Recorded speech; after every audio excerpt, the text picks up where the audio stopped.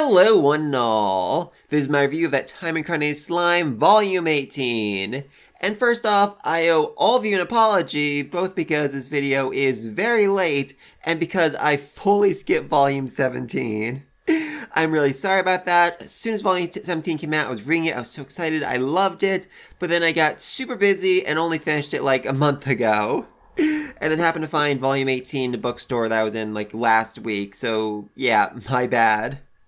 I mean, yeah, Volume 17 was short stories, so I don't think people would be as interested in a video on it, but still, it was a fun volume. I mean, seriously, we got to see Molly being a real crime boss. Oh, that was fun. Not to mention Valgrine's whole journey across the world that she had basically shaped by popping in every few centuries. Seriously, her being on the radio being like, hey, I am your founding goddess, so do what I say. Hey, I am the president's kinda sorta mother, so do what I say. Hilarious. Abso-freaking-lutely hilarious. Loved all of that. Oh, and the Rain. Oh, I love getting more info about Rain, who she was, seeing her real personality. Which, you know, especially this volume, when we got to see a lot more Rain, as she basically joined the cult of Rimuru Tempest and made a whole bunch of paintings of him. Amazing. Abso-freaking-lutely amazing. Love it. Also, she sold the paintings on the black market, so she was doing it for profit and for love, which is, yeah, that's actually insane that I think about it. But anyway, though, my big takeaway from this volume, Volume 18, is that Rimuru was a freaking genius. Now, I can absolutely understand why some of you might disagree with that, but seriously, he got through this whole Demon Lord Council meeting, told everyone all about Michael, and yet showed absolutely none of his own cards. He didn't have to explain about his own powers, how he managed to upgrade other people's skills. I don't think he even told people that Dino was his spy. And while you might say, oh, well, if he told them, he could have saved Leon from getting brainwashed. But really, who cares about Leon? And if he had done that, if he had actually, you know, eaten Leon, predated him, used Predator on him, and changed his skills, that would have put a giant red flag over his head. I mean, this volume, when Feldway found out that Yuki could just steal angelic skills and remove his control from those people, he's like, okay, this dude right here is my #1 enemy, and I'm going to pull out one of my best trump cards to take him down right here, right now. So Feldway had found out, oh, Rimuru can take my angelic skills, turn them into Lovecraftian skills, and fully remove my control over these people while also making them way, way stronger. Yeah, he would have launched every angel, all the forces he had on Tempest immediately to wipe them out, 100%. The insectors, the Seraphim, all of them would have been sent to Tempest just to murder Rimuru as quickly as freaking possible. So by showing none of his own cards, by revealing none of what he could actually do, Rimuru saved himself. Absolutely brilliant move. I mean, seriously, Leon basically already had the trigger like, okay, if Feldway gets near me, I will be brainwashed. So telling him anything would have been a terribly dumb move. But even beyond that, you know, Feldway had his Regalia Dominum thing, whatever, which would allow him to control other people as well. I mean, it controlled freaking Veldora, so none of these Demon Lords are safe, so clearly Rimuru should tell them absolutely nothing. And seriously, the way he got away with telling them nothing was brilliant too. As he tried to explain away, oh yeah, Veldora leveled up mid-battle because of the power of friendship. What the freak, Rimuru? That is the worst lie I could possibly imagine. And it royally ticked off Guy because he's like, well, are you saying that Velzar doesn't care about me? That she wasn't willing to fight for me? And the reason why that's so hilarious is because, yeah, it's kinda true. Velzar literally wasn't willing to fight for Guy because it seems like she's letting herself be controlled. That's at least what, you know, Guy took away from this. Like, oh no, she's not being controlled. This is just, you know, what she wants right now. I guess she wants to fight to revive Veldanava, and maybe she also just wants to fight Guy, go loose, and have a lot of fun. Which, yeah, terrifying. Absolutely freaking terrifying. Though I do suppose that could make a certain level of sense. I mean, she's always been the more restrained of the, you know, true dragons. I mean, she's not like the Veldora who goes on these wild, massive killing sprees, or at least did before he met Rimuru, so her finally having a chance to cut loose, be free, to release all of her power at once could certainly be something she wants to see happen. That's something she wants to experience. Interesting. Anyway, though, then the other part, where Rimuru managed to get away with not revealing his skills after making everyone else reveal their own skills by bribing to get the votes he needs. Like, he went to Ramash and Malim and was like, hey, vote for me and I'll give you candy. And then he went to Luminous and said, hey, vote for me and I will give you a private beach full of scantily clad women, which... yeah, that's a Demon Lord move right there. That is 100% a Demon Lord move right there. Amazing. Absolutely amazing. Anyway, though, something I thought this volume also did really well was basically making us care about certain characters. Because Leon, like, what the freak is Leon's deal? Seriously. Everyone's like, oh, yeah, he's actually a really nice guy who's just super awkward and can't explain anything. But he also, like, summoned hundreds of children into this world and seemingly, either doom them or at the very least kidnap them, which, bad. Very, very bad. And yet this volume does its best to redeem him. I mean, like, for example, the thing with Suzue, where she killed her best friend when she was a child. At least in the anime, it made it seem like that was Leon ordering her to do that, whereas here it's like, oh no, she lost control of her powers? I mean, maybe that was explained back in the church arc, but if so, I don't remember it. So, fixing that makes a lot of sense for just, trying to redeem his character. And also just explaining after that he left Suzue behind intentionally so she could be raised by the hero and how he always kept an eye on her. That does a little bit to redeem him. And they go on to explain, oh yeah, actually, this whole kingdom he has, El Dorado, which is bigger than Australia, insane, was actually established to basically protect people who have been subjected to prejudice because they have monster demon blood inside of them. And, that does a lot. He's like, okay, yeah, no, he gave up the hero title, did all of this for these people, basically to make a refuge where they could be free to live how they wanted. Also love that Rimuru and him basically bonded over their shared love of architecture. As this man's freaking city is a double-layered magic circle.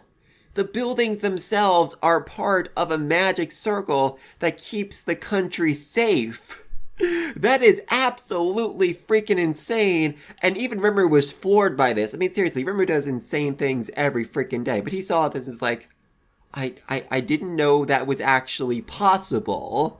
I need to copy this. I absolutely need to copy this. I know, that did a lot to make me just like Leon a little bit more. And then we had Kagali, who, yeah, I should have figured she was being a big part of this volume when she was on the freaking cover. And God, this is a beautiful cover, seriously. Also the detail that, all the living dead, Tyr and Footman are connected by 2 strings, whereas Laplace is connected by 1 string. And I figured that meant, oh, that's because he isn't, like, as controlled as the others are. And honestly, when I saw this cover, I'm like, okay, what exactly is Laplace? And my big theory going into this volume was that he was Veldanava himself. They're like, oh, Veldanava wanted to come back, he could. It's like, okay, what if he did? Just, like, lying low to keep an eye on everything. No, turns out he is the hero Thalion Grimwald's, husband of Sylvia, and father to Elmetia, the supreme empress of the Elven nation of Thalion, which... yeah, that's insane. That is utterly freaking insane. That's so... I literally thought he was Veldanava, so nothing can shock me now. But finding out he is the father of Elmetia is absolutely freaking insane, and literally shook me like, okay, I didn't see that coming. I'm not sure that's actually relevant moving forward, but seriously, Elmetia reuniting with her father, even if he doesn't really fully remember her, that'd be amazing. That would be absolutely freaking amazing to see. And we saw Sylvia, like, just for a brief second, like, seeing his cracked mask and be like, oh, it can't be. It's you. So yeah, I really, really want to see a reunion, which, I'll get to that in a second. But anyway, though, turns out Kagali, wasn't always a man, wasn't always Kazalim, but was in fact born as a girl, born as a princess, and this is what she actually looked like, originally. But then her father, Jahil, who apparently was the one that summoned Yi, was he the one that summoned Yi? No, he was the one that, I'm mixing up, he was the one that kidnapped Malim's pet dragon. Anyway, turns out that dude went completely, absolutely insane, and decided, you know what, my daughter is weak? A threat to the throne? I don't even know. So I'm going to murder her, and then turn her into a walking dead. And not only a walking dead, but a male walking dead who is just as ugly as physically possible and fully deformed, which is the reason why Kazalim wore a mask, and the rest of the Jesters wore masks to basically make Kazalim feel less alone, less embarrassed about their appearance. Very interesting. But anyway, though, Jahil went crazy, kidnapped Malim's pet dragon, and then Malim destroyed everything and almost literally destroyed the world. Huzzah! Of course, they have to mention, Jahil's body was never found, which massive, massive red flag right there. So no surprise he came back later on this volume. But anyway, though, after that, Kagali, whatever, managed to revive some people, Tyr, Footman, Clayman, who were all the residents of the kingdom that, had served her, with Tyr actually being her attendant. And then, Laplace came along later on, and then Kagali's like, alright, I'm going to make a new world, a place where everyone can be happy, but I will do horrible things to make that happen. I will not be on the side of good or evil. I will be moderate. And now we know why they're called the Moderate Jesters. Huzzah! But anyway, though, then we get to the fight with Leon, and to reveal that Yuki is not actually brainwashed, because he swapped places with the consciousness of his skill, so that way that was what was being controlled, and then managed to spend this time, these last 5-6 months, figuring out how to undo the brainwashing on himself so that he could be free. Huzzah! Awesome! Good for you! And, let's just take a minute to appreciate the fact that Yuki literally just said, hey, yeah, my skill has a will to it. Okay, that puts him in the same category as Veldanava with Michael and Rimuru with Ciel, so bad. Very, very bad. I mean, it does make a certain amount of sense, because, his skill is greed, and you could really argue, I've seen other people argue before, that greed is like the root of all sins and everything like that, so therefore greed is the most pure desire and is able to become the most powerful skill. That makes a certain level of sense, I suppose. Anyway, though, he managed to free Kagali from being controlled by stealing her angelic skill and giving it to himself, meaning he just stole an ultimate skill. Also, he now has an angelic skill, so should he be controlled, or has he managed to figure out a way to just counter that completely and entirely? Hard to say. Anyway, though, this is such a threat to Feldway, even though Yuki is bluffing a lot about his powers, that he decides to revive Jahil in the body of Footman, which, is an absolute slap in the face to Kagali, who again lost one of her people, one of the only people who have been with her for the last 2,000 freaking years. Sad. Very, very sad. And just to make things so much worse, after all of this, Jahil insists on referring to Kagali as my idiot son. Dude, you forcibly changed her gender and are still misidentifying her? What the freak is wrong with you? Like, legitimately, what the freak is wrong with you? I think Kagali even said, oh, there was a time where Jahil was a wise and kind ruler before they went crazy. Like, is this Feldway? Is this Michael? Did they do something to Jahil's mind to make him go evil, to make him go insane? Or is this just, I don't know, whatever the frig is wrong with this dude? I'm very, very curious about that. Anyway, though, so now they have to face off against Jahil, who has Velgrind's previous ultimate skill, which, yeah. Now that I think about it, Feldway did say, I already gave Velgrind's ultimate skill to somebody else, but he didn't say who, which should have been a red flag. Should have been a really, really big red flag right there. Anyway, though, then it seems like it ends with everybody dying, with Yuki, Laplace, Tyr, Footman, Kagali.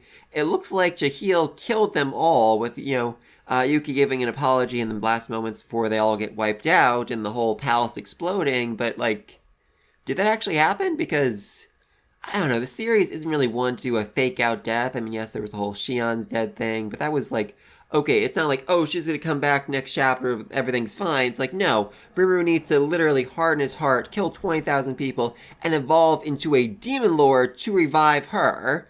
This is, I don't know, just like Rimuru popping in next chapter and being like, hey, I showed up, I'm here to save you all. That would be weird. That would be really, really weird to me. But it also, at the same time, I don't know, like, is this actually where they die? Because it, on one hand, he'd be like, okay, we got Kagali's backstory, so there's no more purpose to her, we found out who Laplace is, there's no more purpose to him, we found out, how Yuki managed to overcome the brainwashing, which is hinted at before, so there's no more purpose to him. But at the same time, you could also say, oh no, that's all, like, foreshadowing, that's all building up to more things. Laplace teaming up with Sylvia, his wife.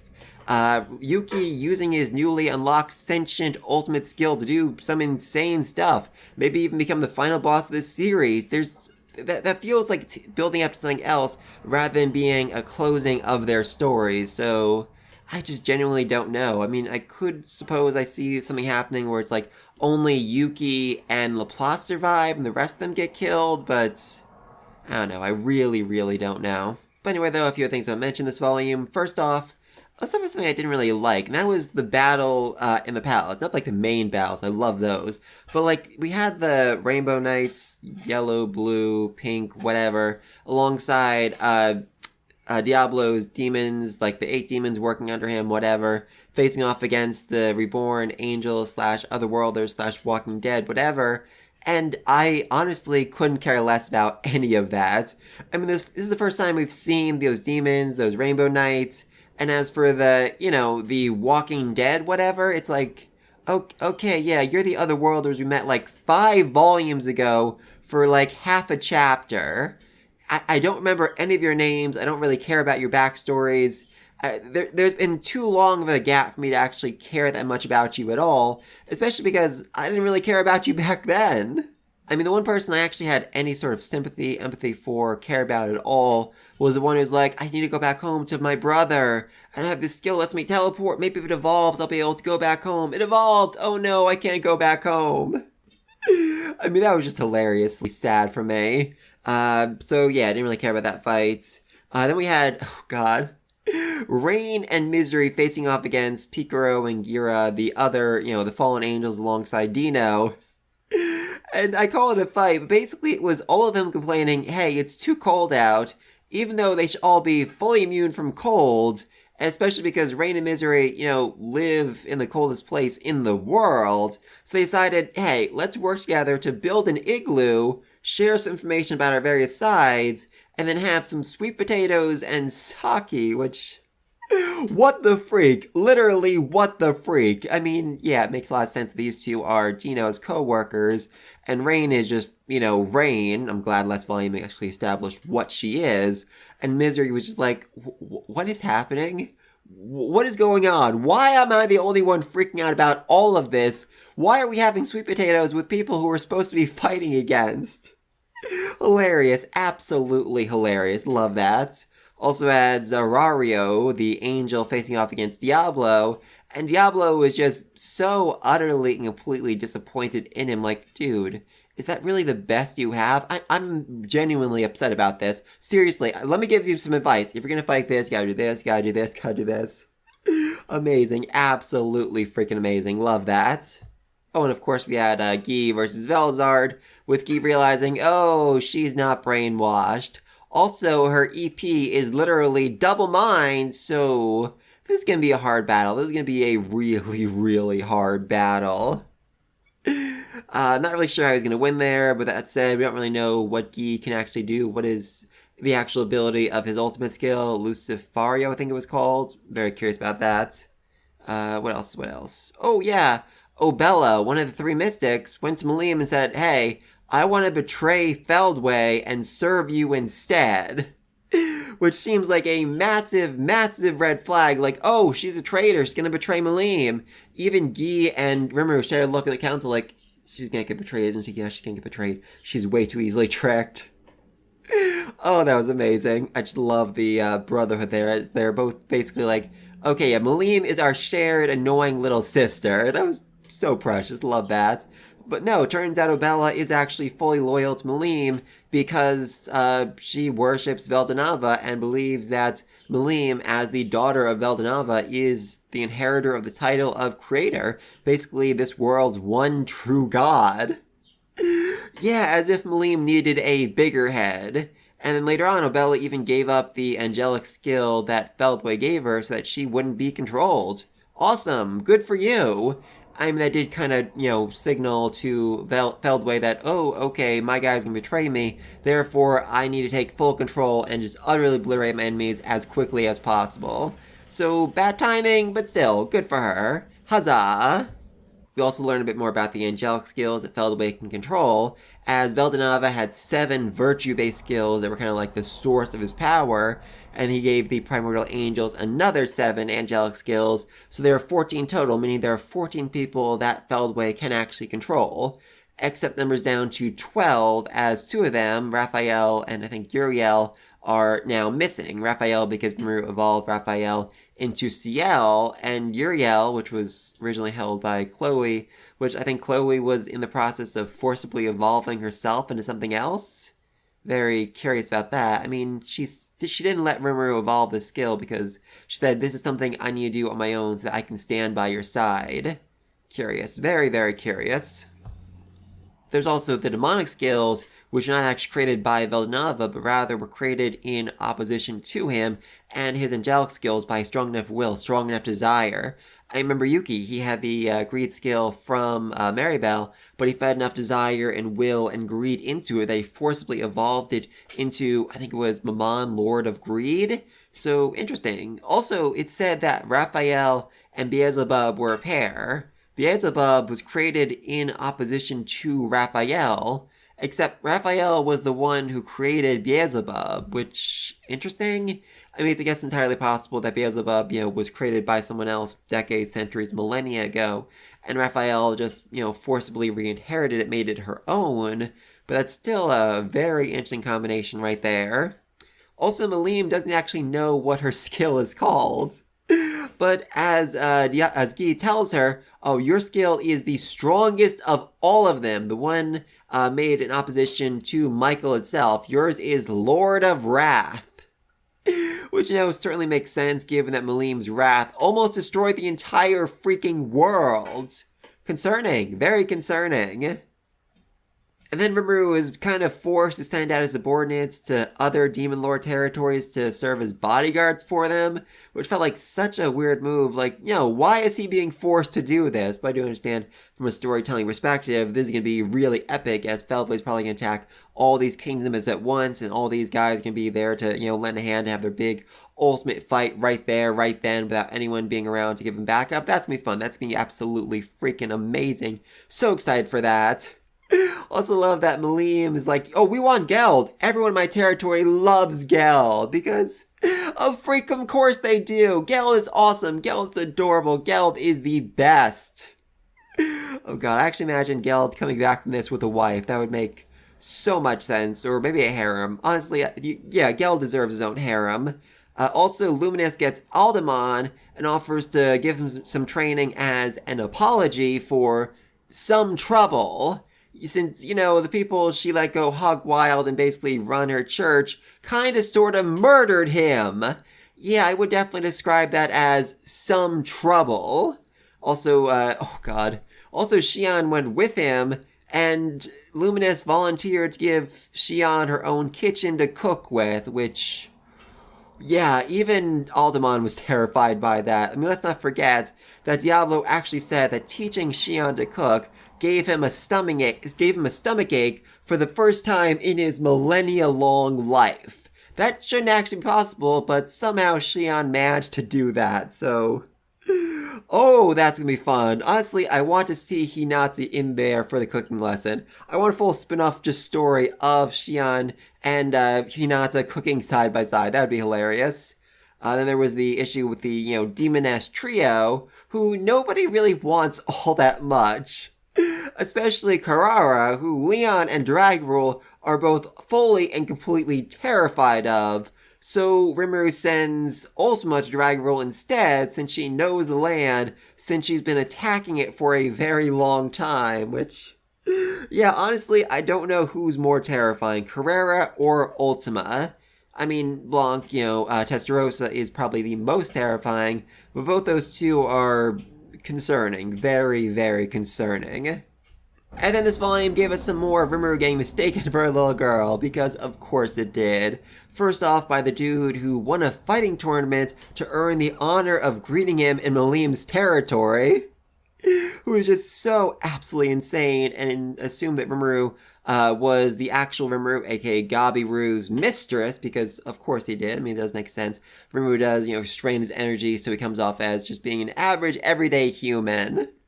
But still, this dude was so insanely rude to him. And then it happened again at the new headquarters of their building that Molly had built up as the bouncer, who I'm pretty sure was the Don that Molly actually got into a fight with last volume, assumed that Rimuru was an imposter. And then when he realized that he wasn't, he got very, very afraid. Because, let's not forget, last volume, he almost died because he underestimated Molly's connections. And now this volume, he almost died because he made the exact same mistake. He assumed Rimuru was a fake. He's like, oh no, I did it again. Ah. Thankfully, though, Rimuru is very forgiving, and, for good reason. The dude ended up helping out Rimuru a lot in the actual party. Everyone's like, oh, Rimuru, you should come to my territory. Oh, Rimuru, you should build a train to my territory. Oh, Rimuru, you should trade with me. Blah, blah, blah, blah, blah. And the dude's like, hey, Sir Rimuru, just here to party. He's not here to have any conversations about business. You understand me? And everyone's like, oh, yes, sorry, sir, and they all ran away. Oh, I love that. Absolutely love that. Rimuru also goes to Falmanus, check on Yom, and I love that as much as Yom has grown, as much as he really has started to become a true king, he still has the most just impolite, rude, cockney speech you could possibly imagine, and is still calling Rimuru freaking boss. Good lord. How does that look to other people when he refers to a demon lord who runs a neighboring nation as boss? There's all these fears, back during the church arc, back when Hinata first attacked Tempest, like, oh, Falmanus is going to be a puppet state of Tempest. It's like, yeah, no, that's basically what freaking happened. So they are managing to do pretty well on their own, even building a subway, which was not Rimuru's idea, but he's still very impressed by it, and they are now, which they are also now using as an air raid shelter in case the angels attack, which, yeah, the angels are probably going to attack. We also see Sar and Gori, the last two of the battle stages, who have now joined the cult of Rimuru and want to come work for him, which... Good freaking lord above. Rimuru managed to basically tame all the battle stages. They all now work for him. What the absolute freak, seriously. Love that. Also, we had Grigori have a rematch against freaking Ranga, which, just further traumatized him. Oh, that was beautiful. Love that. Oh, and then Carrion and Frey decided to have some training time in the labyrinth, as they have now evolved into a beast god and a bird god, respectively. And yeah, this was actually a really close fight. Benimaru almost lost to Carrion. It's even said that, if Carrion had had more time to train and practice whatever, he probably could have beat Benimaru, so... Unexpected, really unexpected. I did not think their evolutions would make them that absolutely powerful, especially after Rimuru really buffed up Benimaru, gave him an ultimate skill, turned him into, is he a god? I think I'm pretty sure Benimaru is a god at this point. Seriously, also because, let's not forget that Carrion doesn't actually have an ultimate skill, but because he is a spiritual life form, he's basically able to strengthen his will to the point where he can actually counter an ultimate skill. That's pretty freaking impressive right there. It is also mentioned that Kumara fought against Carrion and lost because even though she's stronger, she lacks the needed battle experience. But then she fought against Frey for 3 days straight, which, I have to imagine after that she had the battle experience she needs to be a real threat, and maybe she could have even beaten Carry On if they had a rematch. Maybe, hard to say. Oh yeah, then Rimuru has a whole meeting with the Council of the West to explain, hey, angels are coming, we're gonna do this whole evacuation thing, we're gonna practice, we're gonna make all this work, okay? Everyone's calm, everyone's cool, everyone's collected, like, yeah, we knew all this coming in, we picked out the exact right people to be in this room to make sure nobody panic, nobody to freak out, it's all good. And then Rimuru gets a ping like, oh, hey, by the way, the Empire wants to join the Council of the West. And everybody freaks out, losing their goddamn freaking minds until Rimuru drops the name Masayuki, and everyone's like, oh, Masayuki is new emperor? Then we're fine, it's alright, it's all good. Of course Masayuki beat the emperor, probably single-handedly. God above, his skill has definitely gotten stronger if just dropping his name is enough to convince people that he managed to single-handedly take out an empire that had the entire West shaking in their boots. Love it. Absolutely freaking love it. And last thing I'll talk about in this video is what happened in the origin point, the Celestial Palace, the place where Veldanava was born, essentially the origin of all of existence, and a 40 square mile paradise that can only be accessed through a very specific gate and key. That's where Kagali finds herself when she wakes up, and she's very concerned about Tyr, Footman, and Laplace, as they are her beautiful children.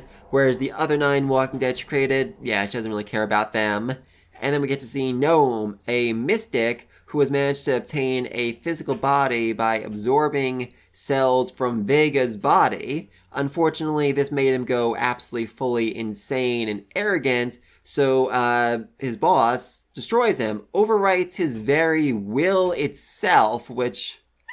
yeah, this leaves Kagali fully shaking like, oh, yeah, this isn't a dude I should mess with. He overwrote his personality. He destroyed his will without actually hurting the body. I didn't think that was possible.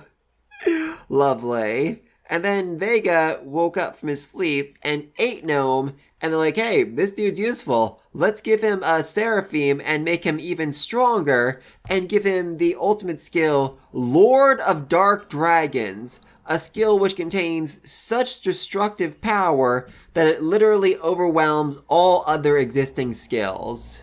That's a direct quote from this volume. What the absolute freak is that? Seriously, Vega might genuinely be the final boss of this series. I'm not even exaggerating. I mean, I feel like he might end up beating Feldway, Michael, Yuki, everyone, and just essentially turn himself into a true god of all creation.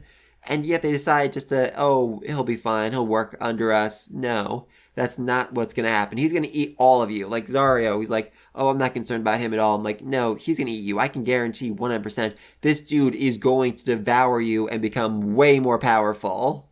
This is also where we meet Xerinus, the Insect Lord, and 8 of his 12 Insect Masters, as 2 of them have been killed by Shion, and 2 went missing when they were very young. Huh, 2 insectors who are missing, one of whom is a direct descendant of Xerinus himself. I wonder where they could possibly be. Yeah, no doubt right there. We know exactly where they are. They're in the labyrinth, and the direct descendant is Zegion himself, which does explain why he is so incredibly, overwhelmingly broken. Not just because of, Rimuru's giving him a name, Rimuru giving him some parts of his own body, which made him evolve much faster, much better than everyone else, or Valdor's training. It's his lineage. He is literally next in line for the throne. Or maybe not next in line, but he is literally in line to rule all insectors. And I can almost guarantee that in this final battle, Xerinus is going to fight Zegion, Zegion's going to win, and become the new Lord of the Insects, and basically order them all to either go back home, or just outright murder every single angel they see. Both are very, very possible. Huzzah! Oh, also, Obella's in this whole scene, and it's mentioned that her job is literally keeping the world-devouring dragon from breaking free. And now Feldway isn't really focused on doing that anymore, and she's switching sides to go serve Malim, so... yeah, I think there's a very good chance the world-devouring dragon is gonna break free, and Rimuru is going to need to fight it. I mean, even Yi seemed like, yeah, I would not win there. I have a very low chance of actually beating that thing. And even if I did, the resulting battle would destroy literally the entire world. Nothing would be left but an absolute and complete wasteland. So, concerning, very concerning. Also, I can't help wondering if there is a connection between Raphael and the World Devouring Dragon. I know that was a skill that Veldanov had, which was support skill for administrative work, but I mean, all of Rimuru's skills, the ones he, forcibly evolves with CL, turn into Lovecraftian horrors. They're named after the monsters that appear in the works of H.P. Lovecraft, and the World Devouring Dragon feels very Lovecraftian to me. So is there a connection there? Did Veldanava steal a bit of that dragon's power and turn it into the skill Raphael? I don't know. That's just a theory I have right now. It could definitely be wrong. But anyway, though, but please let me think down below. What do you think of this volume? Do you think it was smart for Rimuru not to tell anybody about his skills, his abilities, because they kept Feldway from coming after him? What do you think about Yuki? Is he alive? Are any of his subordinates still alive? What's going on with him? Who do you think's gonna fight who? Because, Rimuru has people placed all around the world. So where exactly are the fights gonna happen? And, okay, just realized something important. Feldway took full control over everyone with an angelic skill after Obella betrayed him, and that probably includes the two fallen angels who are currently, having sweet potatoes and sake with Rain and Misery, so... Oh, that's gonna get awkward very, very fast. I was gonna open like, oh, they're just gonna have a nice fun time for this whole, battle, and they're coming up like, oh, the battle's over? Awesome. But no, they're probably gonna be forced to fight, which... Yeah, that's gonna be a little bit awkward for everybody. Oh boy. But let me know what you think down below, and until next time, peace!